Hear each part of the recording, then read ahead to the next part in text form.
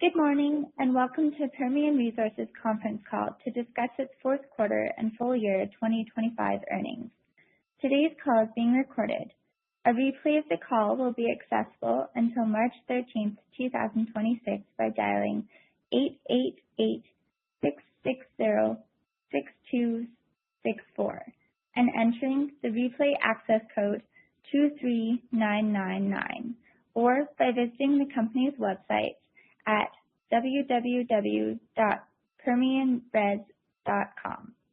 At this time, I will turn the call over to Hays Mabry, Permian Resources Vice President of Investor Relations, for opening remarks. Please go ahead. Thanks, Natasha, and thank you all for joining us. On the call today are Will Hickey and James Walter, our Chief Executive Officers, and Guy Oliphant, our Chief Financial Officer. Many of the comments during this call are forward-looking statements that involve risk and uncertainties that could affect our actual results and are discussed in more detail in our filings with the SEC. We may also refer to non-GAAP financial measures. For any non-GAAP measure we use, a reconciliation to the nearest corresponding GAAP measure can be found in our earnings release or presentation. With that, I will turn the call over to Will Hickey, co-CEO.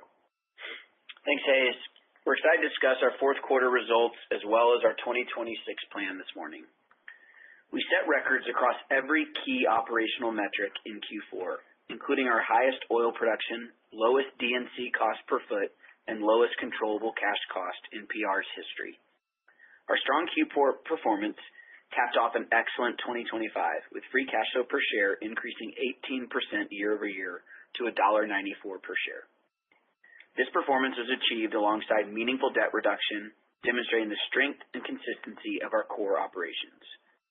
We believe 2025 represents a highly repeatable year and a clear demonstration of the strength of our business. As we look to 2026, our focus remains the same: maximize shareholder value through disciplined execution of our highly capital-efficient Delaware Basin program. And we're proud to lay out a 26 plan that we expect will continue to drive free cash flow per share growth going forward. Moving into quarterly results, Q4 production exceeded expectations, with oil production of 188.6 thousand barrels of oil per day and total production of 401.5 thousand barrels of oil equivalent per day. Our D&C team continued to execute at a high level, reducing D&C cost per foot to $700, resulting in $481 million of cash capex for the quarter and $1.97 billion for the year. In addition, we delivered leading cash costs supporting strong margins, with Q4 LOE of $5.26 per BOE, cash G&A of 80 cents per BOE, and GP&T of $1.18 per BOE. Strong production results paired with low cash costs and capex resulted in adjusted operating cash flow of $884 million and adjusted free cash flow of $403 million. Lastly, I want to highlight we're increasing our 2026 quarterly base dividend to 16 cents per share, a 7% increase. Since inception in 22, Permian Resources has grown its quarterly base dividend at a 40% CAGR, reflecting the company's commitment to delivering a sustainable and growing base dividend. On slides 4 and 5, I just want to highlight how strong 2025 was for Permian Resources. This marked our third consecutive year of strong operational execution as a public company, building on our previous track record as a private company dating back to 2015. The depth and experience continues to translate directly into results in the field. Including the bolt-on acquisitions we closed during the year, we delivered 5% higher oil production than our original 25 guidance, with more than half that outperformance coming from improvements in the base business. That speaks to the quality and durability of our underlying asset base. At the same time, the team continued to structurally lower costs. On the drilling side, we increased drilling feet per day by 6% year-over-year by continuing to optimize BHAs and targeting in the lateral. In completions, completed lateral feet per day increased 20% year-over-year due to increased simul-frac efficiencies and other improvements. And on the operating side, initiatives like our microgrid projects and runtime improvements led to a 3% reduction in LOE per BOE. We also strengthened the corporate cost structure by reducing debt by over $600 million, enhancing netbacks through marketing optimization, and holding nominal G&A flat despite a larger production base. All of this directly benefits our 26 plan, which James will outline shortly. Given the marginal nature of free cash flow in our business, operating as a low-cost leader is a critical part of our plan to increase free cash flow per share over time. Slide 6 highlights the details of the meaningful progress we've made improving our gas realizations by reducing Waha exposure. We laid the groundwork in 24 with key hires across midstream and marketing department, and we continued building that capability through 2025. As a result of the agreements we've executed, we expect to sell approximately 400 million cubic feet per day out of the basin in 2026, increasing to roughly 700 million cubic feet per day in 2027 and beyond. Combine that with our existing hedge position, reduces Waha exposure to approximately 10% of total gas volumes in 2026, and improves unhedged gas realizations. Specifically, in 2025, we expect our gas realizations to be a roughly 40-cent discount versus Waha. Through these recent efforts, we now expect to realize a 50-cent premium to Waha this year. With that, I'll turn it over to James to walk through our BD efforts and our 2026 guidance. Thanks, Will. Turning to slide 7, we wanted to highlight the continued success of our acquisition strategy. During Q4, we closed on approximately 140 transactions totaling $240 million. This particular set of acquisitions was heavily inventory weighted and added 7,700 net acres, 1,300 net royalty acres, and approximately 70 net locations at attractive valuations. The Q4 acquisitions capped off a great 2025 M&A program, and our confidence in continuing to execute on this strategy going forward is as high as ever. We completed approximately $1.1 billion of acquisitions during the year, adding about 250 locations and 13,000 BOE a day within our existing operating areas. These 700 acquisitions consist of a large asset deal from Apache in New Mexico, several medium-sized bolt-on acquisitions, and a substantial ground game that totaled over 675 smaller transactions. For the third consecutive year, PR acquired more inventory than we drilled during the year, both increasing our inventory life and enhancing the quality of our go-forward plan. In addition to the 250 high rate of return locations that PR acquired through the year, PR also added another 200 locations through organic inventory expansion. We believe that our local presence in Midland and our peer-leading cost structure in the Delaware provide a competitive advantage as we pursue transactions that create long-term value for shareholders. Over the next 12 to 24 months, we are confident in our ability to continue to find attractive deals that drive value for investors and make our business better, just like we have the last 10 years. Turning to slide 9, we are excited to discuss our 2026 plan, which is focused on maximizing returns and free cash flow per share through consistent, thoughtful capital allocation and low-cost execution. This plan is the product of significant collaboration across the organization, and we want to thank our entire team for the commitment and effort behind it. For the full year 2026, we expect total production to average 415,000 BOE per day and oil production to average 189,000 barrels of oil per day. We expect to spend $1.85 billion of CapEx for the year, with approximately $400 million of that coming from non-D&C spend. Overall, this plan delivers production in 2026 that is approximately 5% higher than 2025 for CapEx that is $120 million lower. Our development program and well mix will be largely the same as last year, and will continue to be focused on our high-returning Delaware Basin asset, with the New Mexico portion of the Delaware accounting for about 65% of our activity, and the Texas Delaware accounting for about 30%. We expect our average working interest, 8/8 NRI, and well mix by zone to be very similar to last year. The combination of the same or better well productivity with lower costs across the board drives meaningfully improved capital efficiency and lower break-evens, which we can go through in more detail on slide 10. As we've been saying for a while now, we are drilling the same wells in the same areas this year as we have the past few years, and as a result, expect 2026 productivity to be in line or slightly better than 24 and 25, which are basically on top of one another. And we continue to see meaningful improvements in our cost structure with our anticipated 2026 costs of $675 a foot, approximately 20% cheaper than we were in 2024. The combination of PR's consistent well productivity and lower operating costs allow PR to continue to improve our capital efficiency and deliver a 2026 plan that has 20% higher oil volumes on 10% less CapEx than when compared to 2024. Turning to slide 11, we go back to 2023 to highlight the continued execution that has helped drive the outsized investor returns we will highlight in the next slide. Our sole focus today is on increasing free cash flow per share and creating long-term value for investors. From 2024 to 2026, we've increased oil production by 30,000 barrels of oil per day while reducing our CapEx budget by $250 million. Free cash flow per share has grown from $1.13 in 2023 when oil is at 78 to almost $2 per share this past year with oil averaging $65 per barrel, representing a CAGR of approximately 30%. PR's consistent free cash flow per share growth proves strong execution can overcome commodity price volatility and create outsized returns for investors.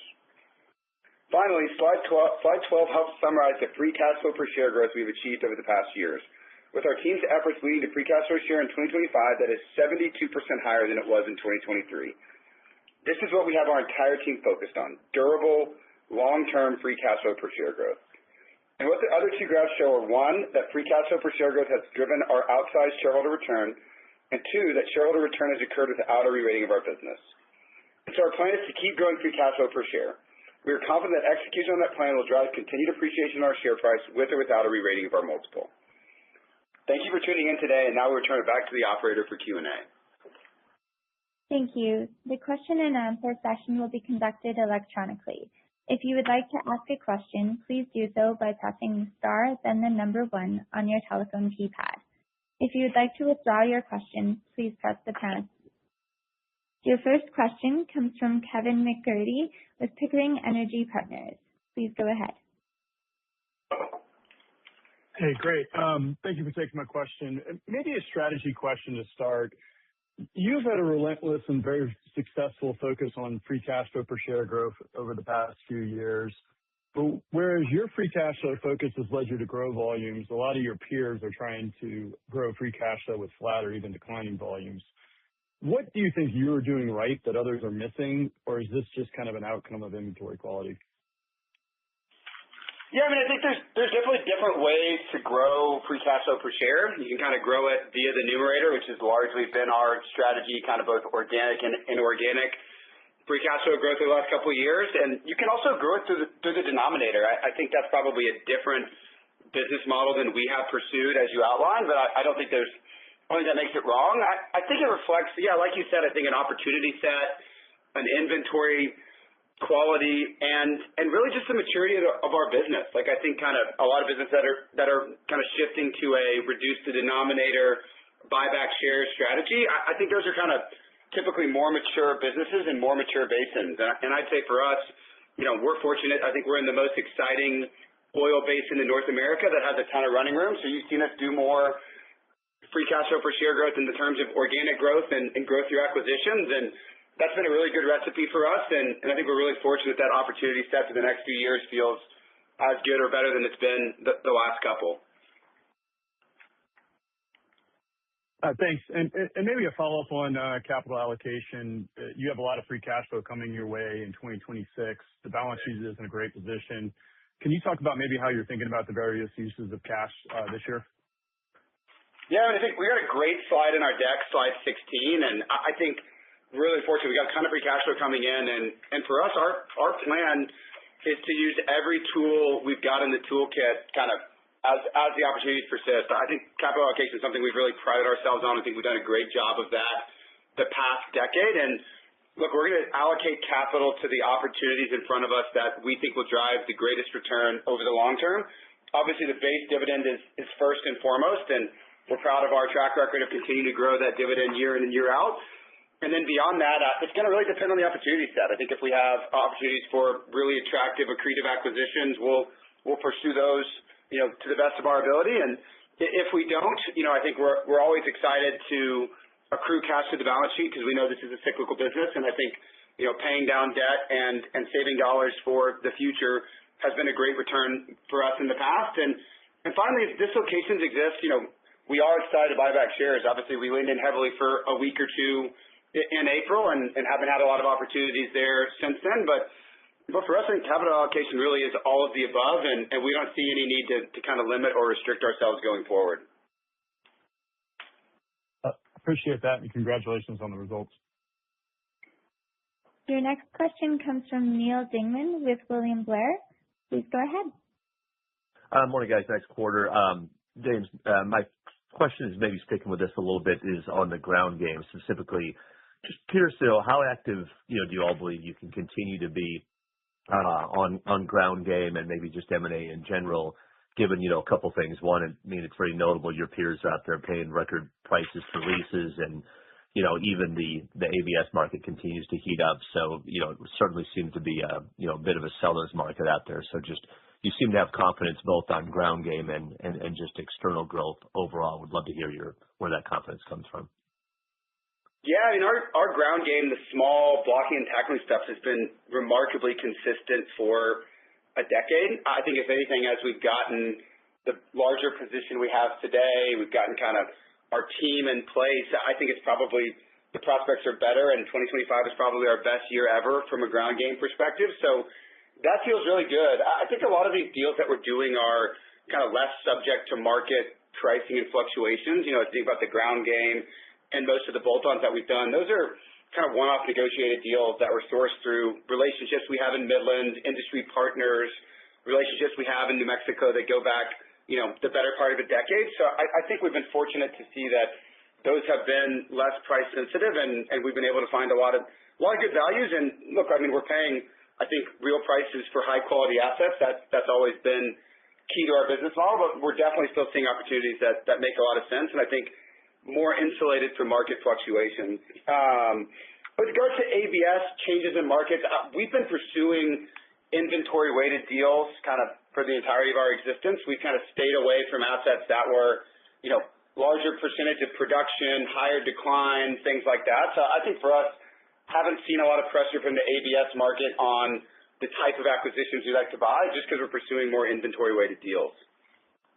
Okay, well said. And then my second question, just on potential for ancillary businesses, specifically, you all talked in the past. I mean, you've got a fair amount of surface acreage.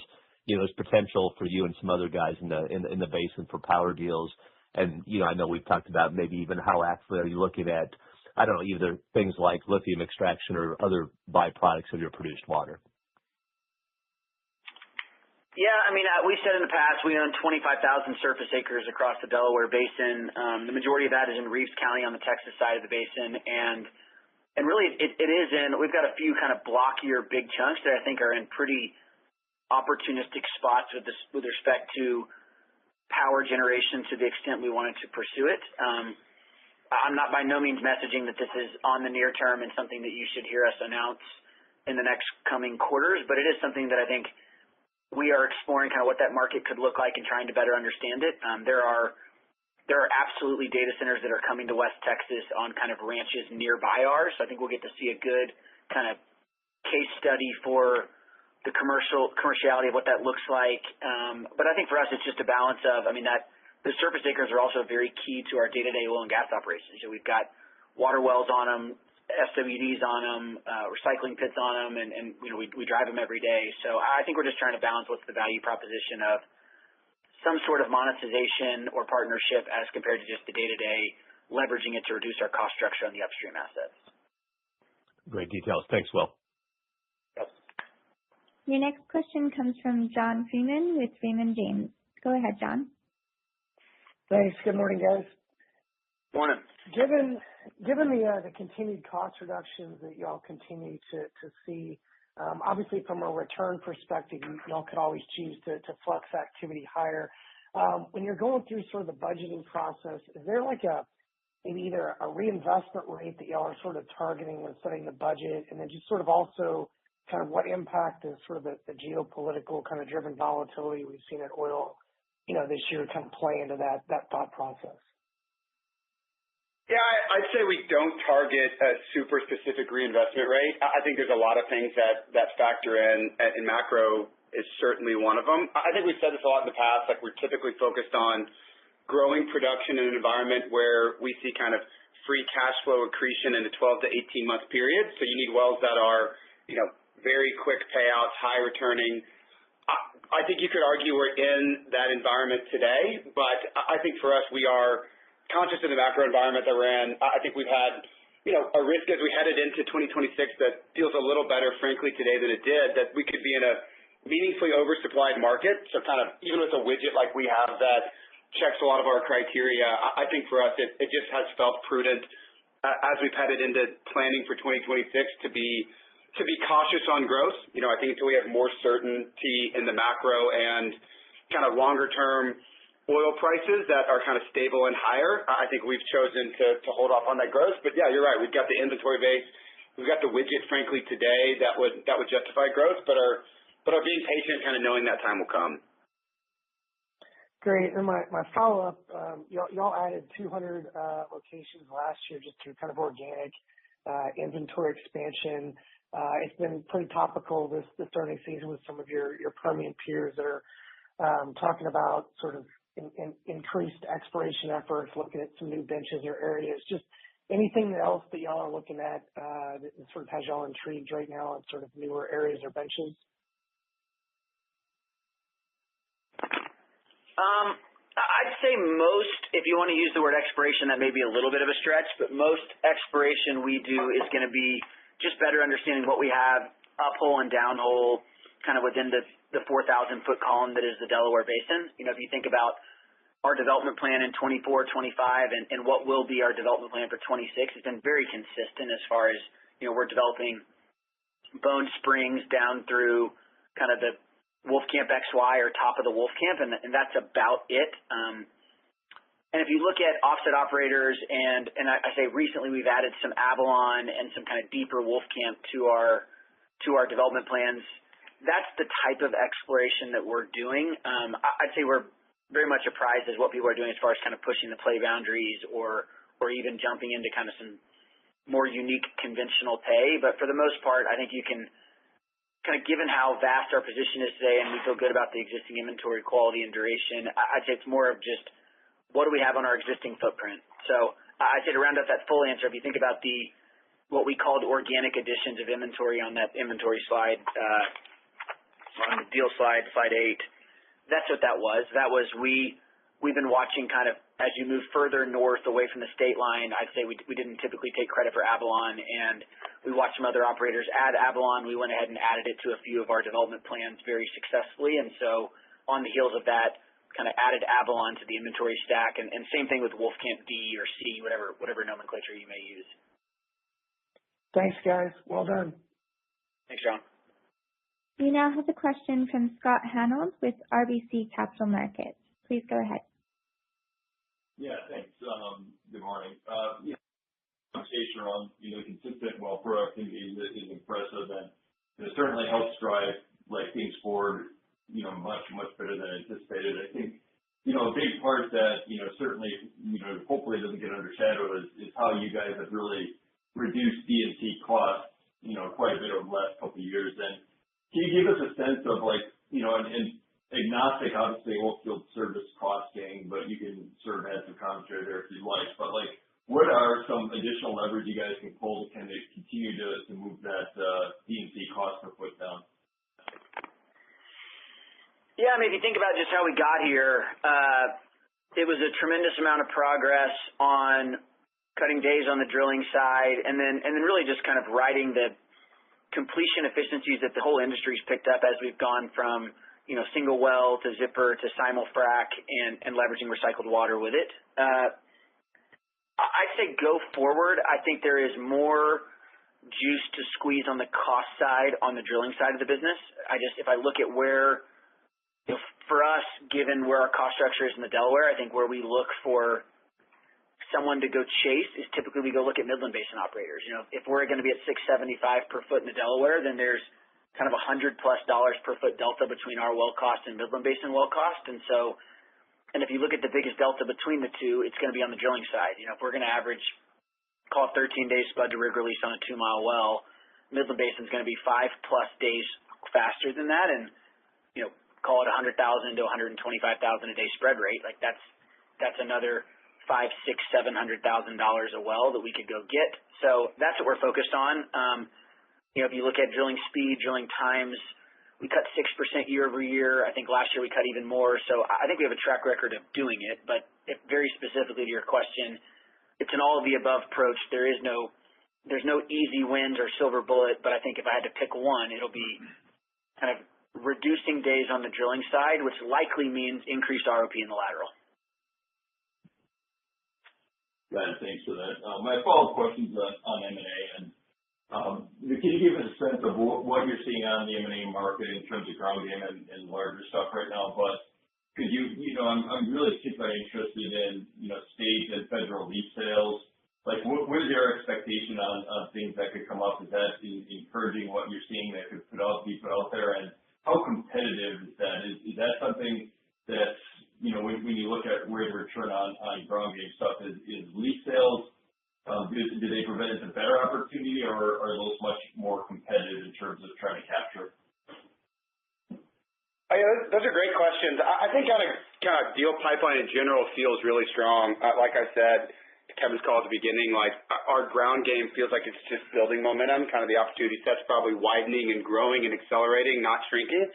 It really feels like that's sustainable for the next, handful of years at a minimum. And we're seeing a good kind of, $500 million to $1 billion assets like what we bought with Oxy's Berea Draw, Apache's New Mexico exit. See a great pipeline of those. I think it's interesting too, like we're starting to hear rumors and kind of see signs of larger packages coming. Obviously there's been a ton of consolidation in the Delaware and the Permian more broadly. I think we're starting to be on the front end of seeing some of the larger companies who've been the consolidators have some kind of divestitures that make sense on the backside of that. That's something we've always thought we'd see. We've seen kind of, if you go back over the history of oil and gas, I think the largest companies consolidate and kind of a deconsolidation wave comes a few years later. Frankly, we hadn't seen really any of that in COVID. It does feel like we could be kind of entering a phase of that over the next couple of years, which kind of I think only adds to the opportunity set. I'd say finally, with regards to your commentary about federal lease sales, we think it's great that the kind of administration in Washington has been pushing those lease sales out. We think that's good for the country. We think that's good for the oil and gas business. I'd say with regards to our participation, I think historically we've seen most of the time those lease sales are really competitive. You think about it, anybody can get on their computer and bid on them. So I do think we've seen more often than not, those tend to be more expensive than most of the acquisitions we've looked at. And as a result, we probably haven't been as competitive in that arena as we have been in others. But, we've definitely bought things over the last 7 or 8 years in kind of both New Mexico State, Texas State, and federal lease sales. But that's typically because we have an edge, we have a strategic advantage, we have an information advantage, and, that doesn't apply to all of them. So I think it's certainly something we look at. It's something we've participated in the past, but have, more often than not found to be pretty competitive.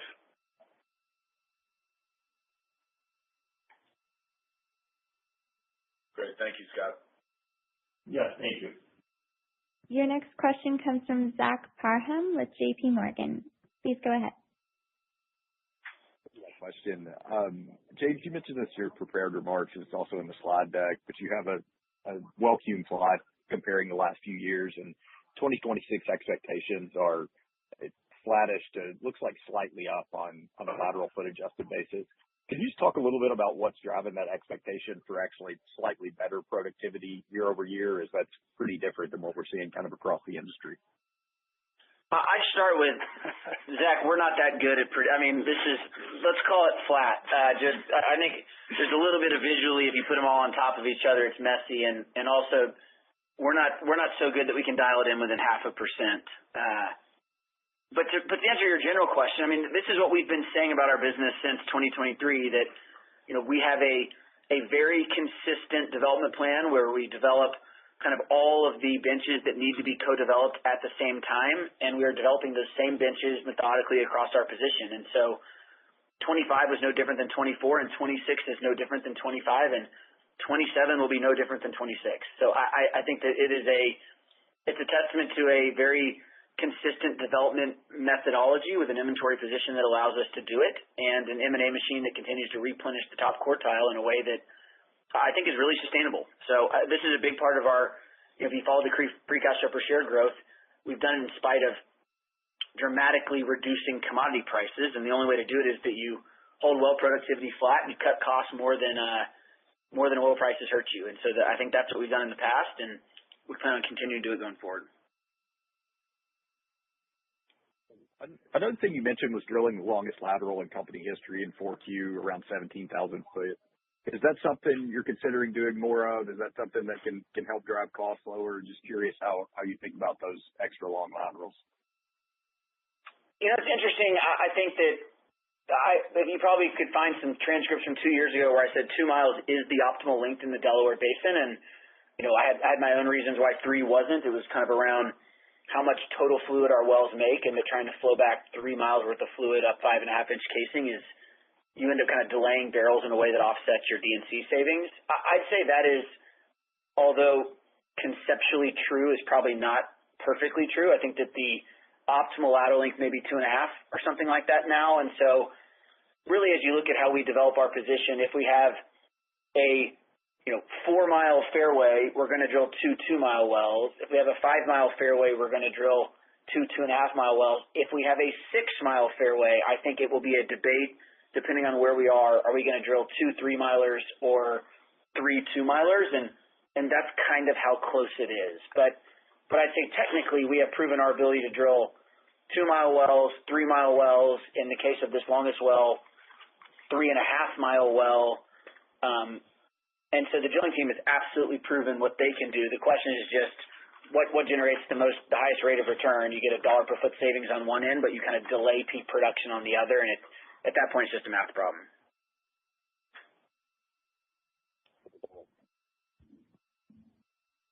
Thank you. You now have a question from Derek Whitfield with Texas Capital. Please go ahead. Good morning, all, and congrats on an exceptional year-end. Thank you.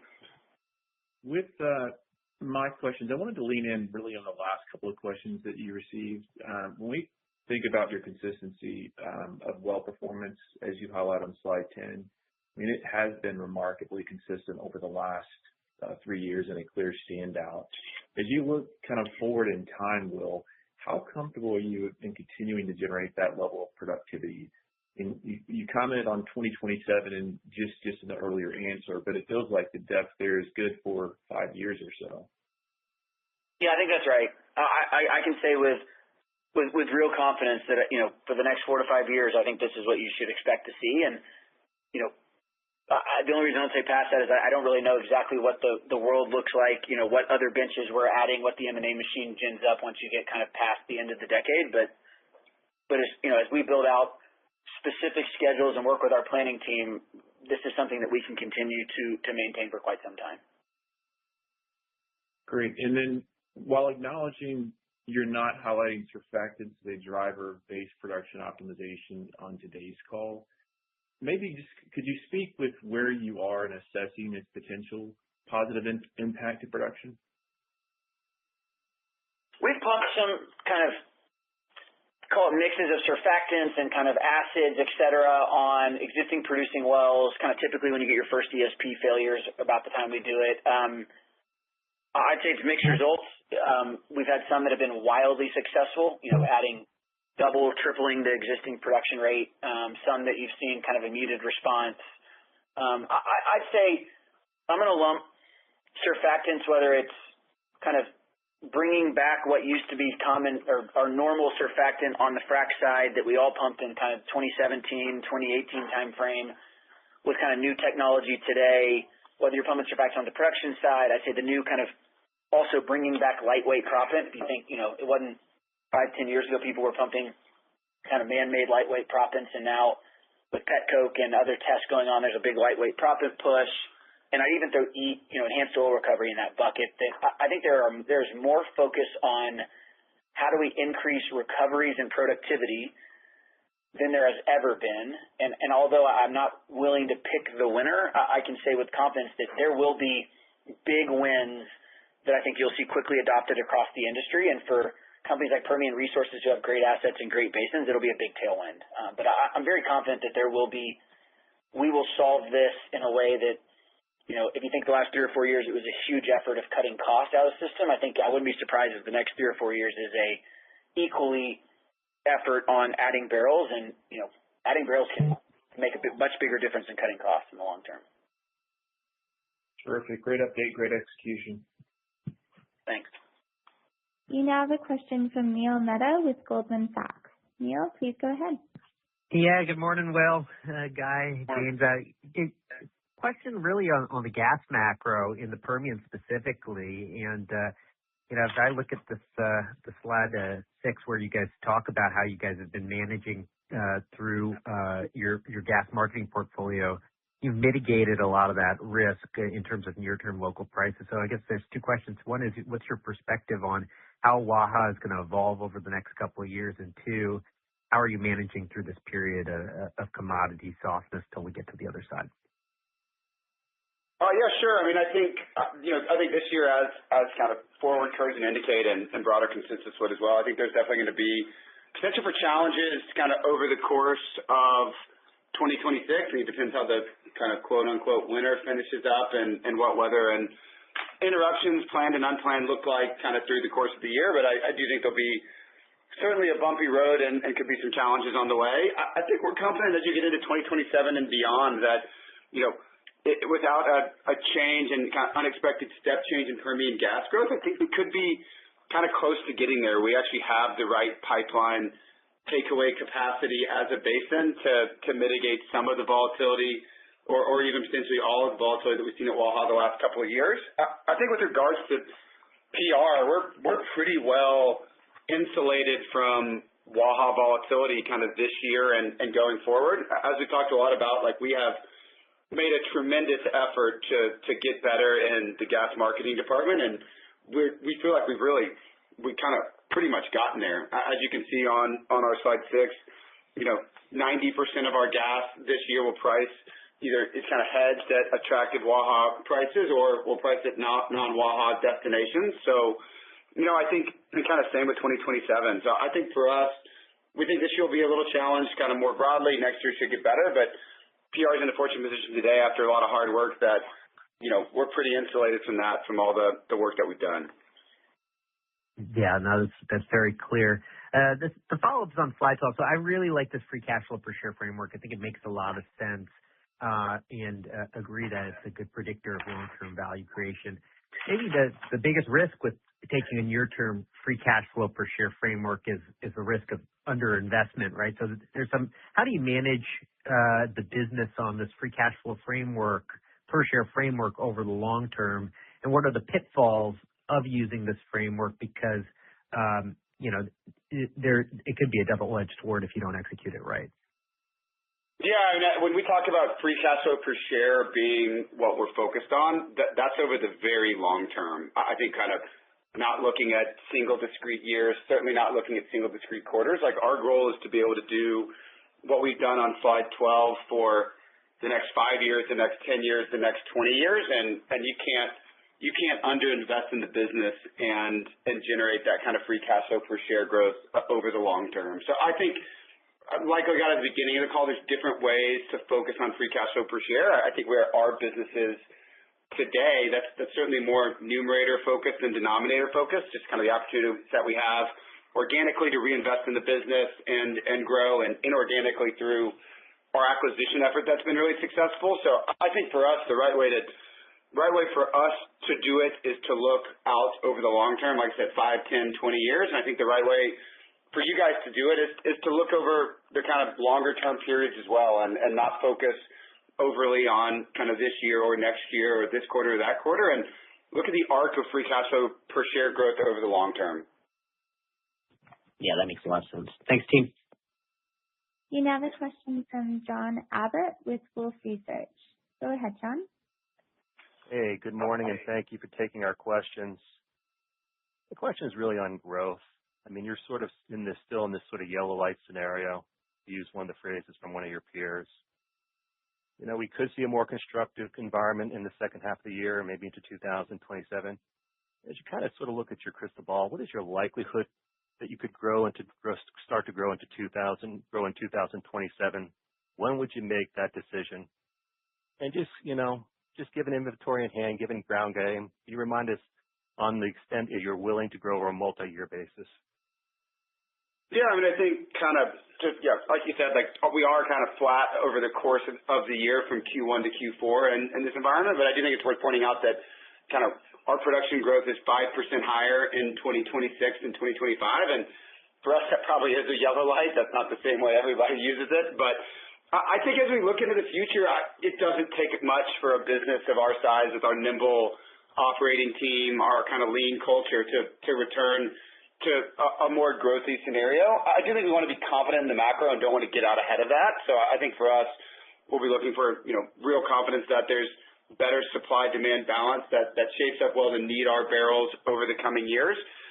And then I think growth for us, it just depends on the macro environment, what the oil price is, and what the service cost environment is. I think historically we've grown, closer to 10% per year. That starts to feel higher, but I think something in the kind of mid to high single digits in an attractive reinvestment and capital deployment environment is certainly something we can get excited about and something we've got the inventory base to go prosecute. And then for the follow-up question, I guess it still sort of relates to the macro. You're about 50% hedged for oil this year. How are you thinking about hedges as you sort of think to 2027? How are you approaching that if we have a more positive oil environment? How are you thinking about hedges? Yeah, John, this is Guy. We're a little bit less hedged than that for 26, but our targets, as we've talked about consistently, are 30%, 20%, 10% year 1, 2, and 3 out. I don't know that the macro weighs in too much into kind of how we hedge. We think those targets make sense, and hedging still makes sense despite our strong balance sheet because it's more capital that we have to deploy in a downturn. If we just think about taking those hedge proceeds when there's $50 oil, there's likely buybacks to do, acquisitions to make, those sorts of things. And really where we try to be flexible on the hedging targets is just lean in when we have these kind of periods of volatility. What we've seen over the last year is those are pretty short. And so we hedge into those opportunistically, but we're also not going to programmatically hit our targets at lower oil prices than we think are mid-cycle just to force it. But we've done a good job of getting to those targets despite all that. Feel good about it. Feel like it fits into how we think about capital allocation, particularly in a downturn. Appreciate it, Guy. Thank you very much. Thank you. The next question comes from Phillip Jungwirth with BMO. Go ahead. Thanks. Good morning. You mentioned earlier just some of the historical consolidators in the Permian now looking to divest assets, and we saw news reports of one such deal in the last week. Just given how much you've grown the company over the last couple of years, wondering if there's an upper limit on transaction size, and just remind us of balance sheet parameters when you consider larger size deals. Yeah, I think for us, we're in the really fortunate position of, ample liquidity, low leverage, and, hopefully on the cusp of achieving investment grade status. I'd say, for us, I think the limiter is not going to be access to capital. It's going to be kind of our comfort with leverage. I think we certainly have the capacity to do $1, $2, or even $3 billion of deals over the next year or two, kind of within our leverage comfort zones at $60 or $65 oil. I think as you spend more dollars, I think you do need to get more picky on making sure the transactions are the right ones. So I do think, we believe we have the horsepower to do, whatever is coming down the horizon, but we are going to be thoughtful. We've said a million times on these calls, we're not going to lever up the business or risk the business to pursue kind of near-term, free cash flow accretion, for example, like to kind of go back to Neil's question. So I think for us, we certainly feel like we've got the right balance sheet and the right dry powder to kind of pursue the deals that we see coming, but, are conscious that we aren't going to risk the business and we're not going to overextend ourselves. Okay, great. And then you guided to a 25 to 75 cent premium to Waha in 26. Just based on the FT and the marketing agreements, when you look at the 27 strip, is there any good framework for how to think about that premium, or maybe it's less about a premium to Waha and more discount to Henry Hub? Just wondering how you see that further step up next year with Waha tightening, which is another nice step up in cash flow for you guys.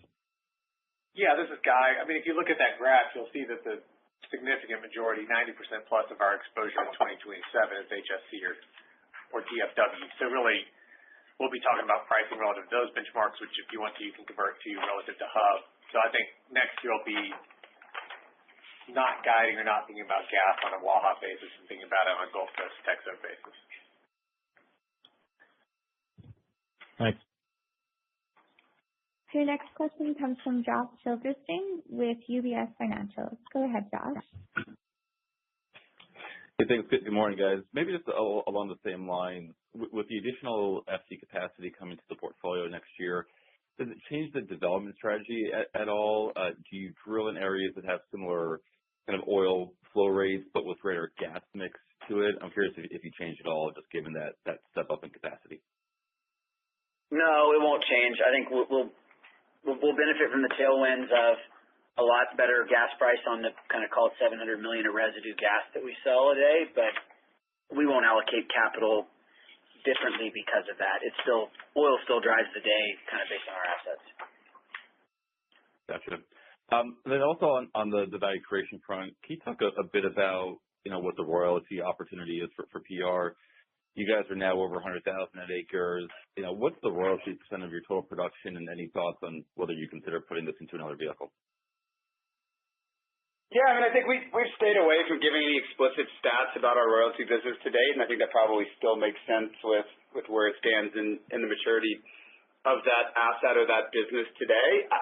We certainly thought about it. I think we've got an awesome royalty business, but that awesome royalty business fits really, really well within our upstream business. It's like our royalty business is well over 90% Permian Resources operated, and I think allocating capital to the higher NRI and kind of royalty-weighted assets has been a really important part of our capital efficiency story the last few years. So I think we love having it in the business. That said, I think we're always looking for ways to create incremental value for shareholders, and if we were convinced that business could create more value for shareholders as a standalone or kind of subsidiary type business, that's certainly something we have been thinking about and will continue to think about. We just kind of haven't seen or had the right level of conviction around that kind of value creation story to date. But definitely something that's on our radar, something we're continuing to think through, and kind of we'll keep evaluating as the kind of months, quarters, and years come. Thanks, guys. We now have a question from Marian Marnie with Roth. Marian, please go ahead. Hey guys, wanted to see if you could talk a little about sort of cadence on the year in terms of capital or production. Historically, you guys have been a little bit more front half weighted on CapEx. That's something we're going to see again here in 2026. And do you see kind of production? Obviously, if you look at your forecast here, your oil's roughly flat with 4Q. Was there any downtime at all in 1Q on the storms, and then a rebound in second quarter? Just curious, any moving parts along any of those lines? Okay, I'll hit it all. Production should be flat throughout the year. I got to give a shout out to the team in the field and in the office, but they worked their absolute tail off to keep the overwhelming majority of our production online during the storm. And I mean crazy amounts of work. It really is impressive what they do and how bought in they are to what we're trying to do. So production flat, you will not see a Q1 dip due to the storm. The last question was CapEx, I believe. I mean, it's flat throughout the year. There's nothing dramatic. You may see some kind of fluctuations between Q1 and Q2 and Q2 and Q3, but first half, second half, it's relatively equally weighted. All right, appreciate that color here. And I was hoping you guys could talk about the non-D&C spend. If I heard you right, I think you guys said there was around $400 million this year. Seemed like maybe a bit higher percentage than years past. Can you maybe kind of talk about what the focus is there and what you plan to achieve with that? I'd say it's short. We haven't quite seen the same amount of deflation on the non-D&C spend as we've seen in other parts of the business. Like it's a lot of tanks and vessels and steel compression, things like that, which have been less deflationary would be one part of it. Yeah, I think the other part is just we haven't seen the efficiency gains we've seen on the D&C side have been pretty extraordinary, and our kind of teams responsible for the other CapEx components have done a really good job. But as Will said, that's been more kind of trying to stem the tide of kind of tariff-driven inflation. And so I think kind of over time, we're still confident as the business matures, we should be able to reduce our spending on infrastructure and other CapEx. But this year, I think it makes sense that you haven't seen the same reduction. for the reasons well outlined. Okay. No, that makes sense for sure. And then just on cash taxes, basically hardly anything this year in terms of what you said. What's the outlook? Does that start to pick up in 27, or is it more of a 28 thing? Just how are you kind of thinking about that high level? Yeah, this is Guy. Our guidance is kind of consistent with what we've discussed before. We thought 26 would be low. We thought 27 would be low based on strip, and that's all played out. So based on where we are today, we don't see ourselves being a full cash taxpayer until 28 or beyond. Okay, thank you. The next question comes from Noah Hungness with Bank of America. Noah, please go ahead. Morning. I wanted to start off here on the balance sheet. You guys increased your accounts receivable by $320 million quarter over quarter. Could you just talk about what drove that and if you would expect that to unwind through 26? Yeah, no, on that we've seen kind of AR and AP grow. So working capital pretty constant, even though those gross balances are the same. And really, this is just as our business scales up, kind of correlated with that. So you kind of see there wasn't really a change in total working capital or a draw on working capital, just those balances increasing as the size of the business grows. That's helpful. And then the other question here is on your average lateral length. You guys have continued to increase it. Here this year, you're going to be at 11,000 feet for your average lateral length. And do you think there's further upside where you could get to kind of that 2.5 miles that you just talked about? And if so, what do you think that does for your D&C per foot costs? I'd say the existing position, like maybe on the margin, there's a few places that now that we're comfortable going longer can, but for the most part, like, we've done all the work, we've done all the trades, and we've set it up for how we're going to drill it. And so kind of if you look at it, just quick glance, you can see like most of the units are set up pretty well for, that makes sense, they'll drill 2 miles or they'll drill 2.5, or in some cases drill 3. I think where you could see it change over time is as we are buying new assets, coring up new assets. I think the land team has been given the kind of ideal lateral length is probably closer to 2.5 than it was to 2. And so they will do the work accordingly to try to kind of extend laterals further. If you added an extra, call it 2,500 feet of lateral length, I don't have the exact number of what that would reduce on D&C per foot. It'll be in the kind of, it'll only help, it'll be in the kind of probably low double digits as far as dollar per foot reduction, something like that. $20 a foot, $25 a foot would be my guess offhand.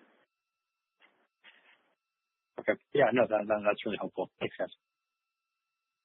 Thank you. As a reminder, if you wish to ask a question, please press star followed by the 1. Your next question comes from Paul Diamond with Citi. Paul, please go ahead. Good morning. Thanks for taking the call. Just a quick one on reserve replacement. You've done well replacing and drilling locations over the last few years, but recently we've seen a geographic focus up in kind of in the northern Delaware. Should we expect the same? Is that the strategy to try and replace more up there, or does that just happen to be where recent deals have been? Yeah, I think kind of 2025 is certainly more New Mexico heavy in terms of inventory acquisitions. I think that's going to be largely just opportunity set driven. I think we love our Texas asset. We did a pretty inventory heavy acquisition in Texas in 2024 with that Berea Draw transaction, and that was a heck of a deal. We're really excited about that at the time, and probably even more excited about that today. So I think it's more opportunity set driven. I do think there's probably just generally more inventory available and likely to come in New Mexico than in Texas over the next 5 years. So I'd say more likely to do deals up there than in Texas. But I mean, we're kind of agnostic. We'd love to do more in Texas if the right opportunity came along. It's just going to depend on what's out there, what's for sale, and what we can get at a price that we think creates value for shareholders. Got it. Understood. Just one quick follow-up on as you guys approach investment grade ratings across all 3 agencies, how do you think about any potential shift in your financial strategy on the other side? Is it move the needle at all, or is it just business as usual? I mean, I think the why are we focused on investment grade? You know, it fits with our strategy. We want to reduce our cost of capital. we want to have long-term capital availability. And then I think from a timing perspective, where we've been more insistent is just the fact that we've been at investment grade credit ratings for a long time now.